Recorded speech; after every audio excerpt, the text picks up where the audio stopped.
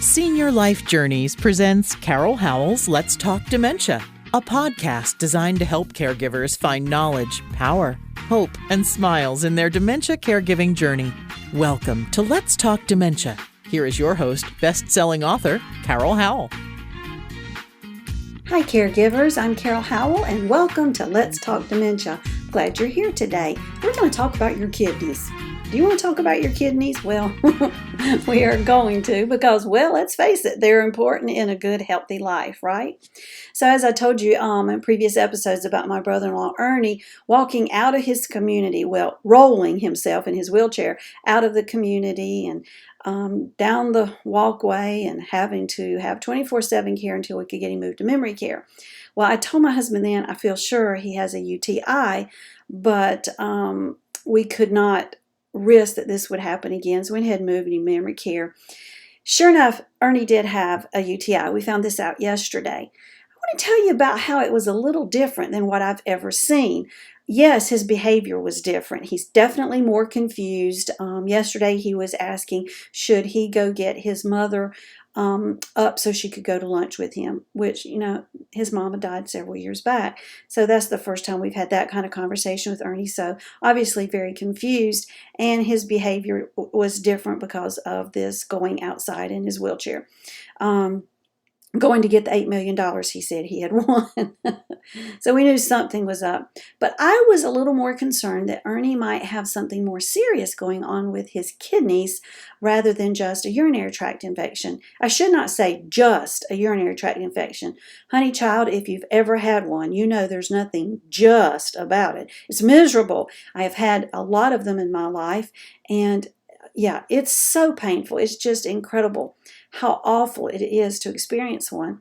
But Ernie's symptoms were different than physical symptoms were different than I had ever heard of and certainly had ever experienced.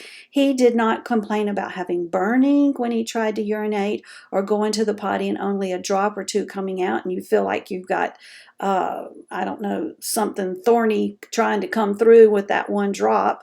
Do you guys know what cockaburs are? It's those things that fall in the yard. They're little round balls and they have all kinds of spikes on them. My husband always called them cockaburs. I don't know what they are. But every time I would have a UTI, I would tell my husband I feel like I'm trying to pass a cockabur, which would not be fun.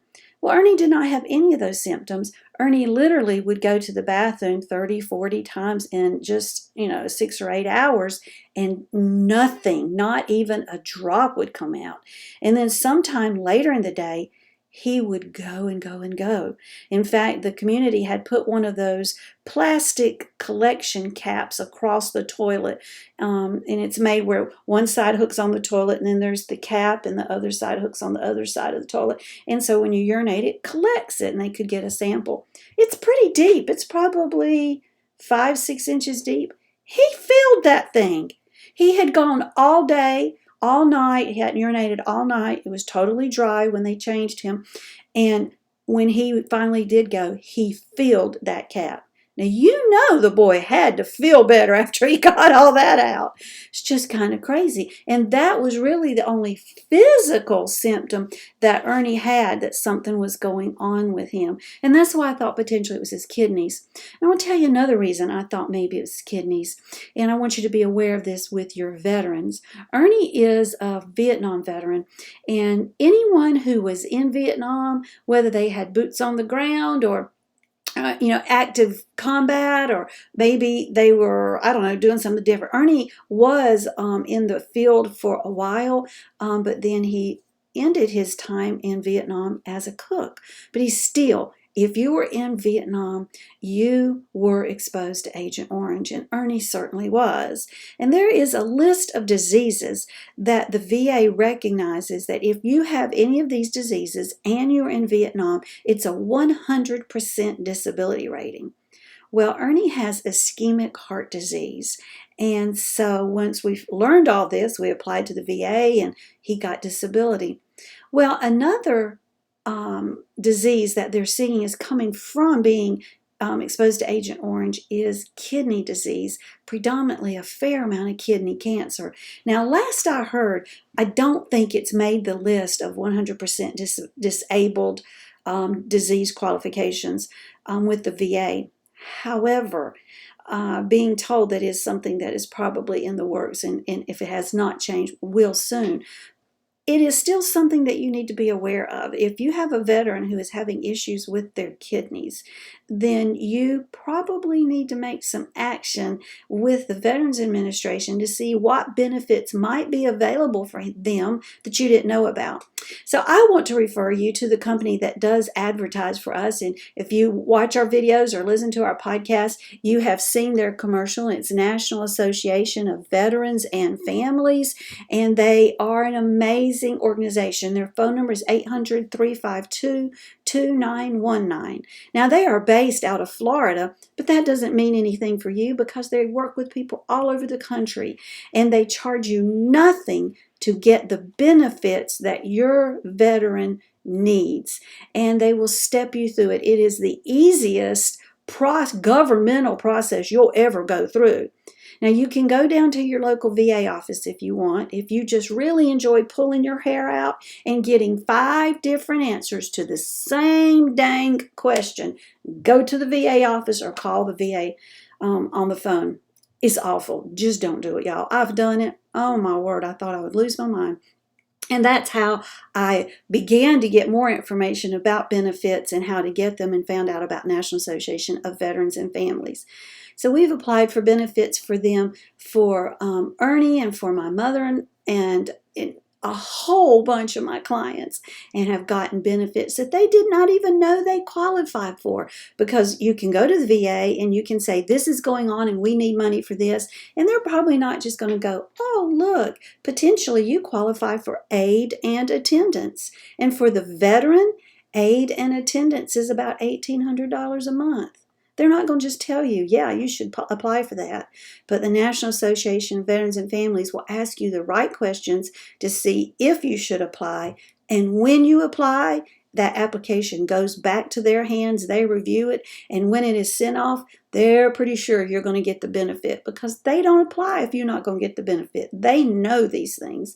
And I just want you to be aware of what is going on with your veteran, what changes you're seeing in their health. And if you're thinking, my loved one was in Vietnam, wonder if this qualifies as one of those diseases for 100% disability. Now, not just Vietnam. Think about any out-of-country experience they might have had. There may be connections there. Did a show recently about Gulf War syndrome or Gulf War illness, and it is not something the VA presently is recognizing as a qualifying incident for disability. But still, if your loved one was in the Gulf War, find out if there are benefits for them that they could get that you don't even know about. There's a lot of stuff out there. And I hate it when I meet up with families who have veterans and they've been months and months or years and years struggling and trying to pay bills when they could have been getting $1,800 a month from the VA on aid and attendance. Or the spouse of the veteran. Presently, aid and attendance for the spouse of a veteran is over $1,200 a month. Now, yes, there are qualifications. There's qualifications regarding the time they served, and then qualifications as far as their discharge. Do they have honorable discharge? And then qualifications financially.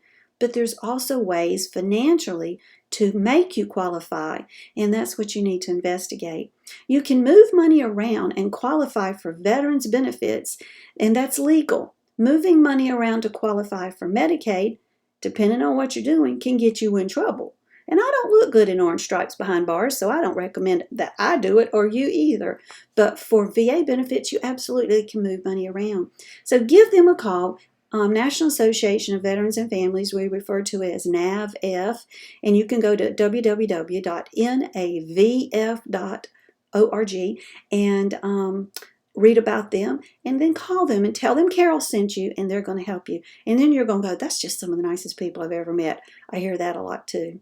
But Uncle Ernie does have a urinary tract infection, and we found out from blood work that his kidneys are working just wonderfully. Hallelujah, so glad about that. So we've got a lot to be thankful for today. The sun is out, and energy is in my body, and I've been able to exercise and spend some time with a friend. I'm going to the pool later today, and I'm time with you and going to get some work done and enjoy life. There are enough things in life that we cannot control, that come our way, that if we could change, we would, and dementia is certainly one of them. But then there are things in life that we can control, and taking care of yourself is one of those. So take some time to take care of yourself today so that you can take care of your loved one. And I'll see you on the next episode of Let's Talk Dementia. Blessings and smiles.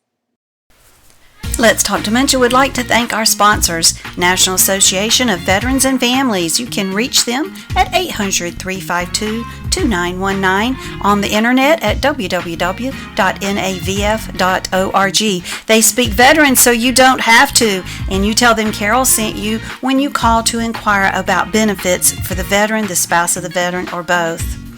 Editor Beth. You can find Ms. Beth Crosby at editorbeth.com. She is amazing at looking at what you've written and making sure it represents you well. Find her at www.editorbeth.com. And HD Imports, located on Flint Street Extension in Rock Hill, South Carolina. That's York County. 803-985-0985. They are there for the repair and maintenance of your Honda, Hyundai, Toyota, Kia. Tell them Carol sent you. Thanks for joining us today for Carol Howell's Let's Talk Dementia. To learn more about dementia, we recommend Carol's best-selling book, also titled Let's Talk Dementia. It's available on Amazon in paperback and Kindle versions. Be sure to like Let's Talk Dementia on Facebook and leave us a kind word of review on iTunes. Remember, knowledge brings power. Power brings hope. Hope brings smiles. And we all need more smiles. Thanks for joining us today, and we'll be right here when you come back to Let's Talk Dementia.